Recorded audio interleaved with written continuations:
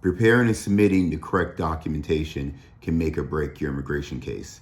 Let's talk about some of the basic documents you'll need for most immigration cases. I'm immigration attorney Christopher Gaston at the Gaston Law Firm in Stuart, Florida. Another important area is civil documents.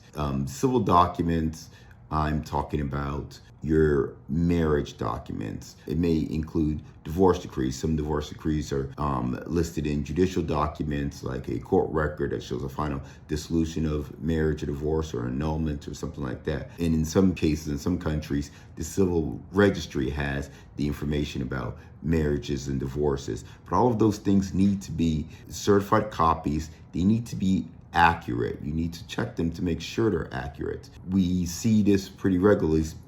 Individuals will start the divorce proceedings, but maybe they're not finalized and they get married to somebody else and they begin the immigration process and it's based on that marriage. And as we review the documents, we learned that the individual doesn't have a lawful marriage because he or she wasn't lawfully divorced from a previous spouse. So that's incredibly important to make sure that if there's a prior marriage, that you have documents showing that that marriage has been legally dissolved and terminated, and we can prove it. The other types of documents we look at is maybe from civil documents are adoption records.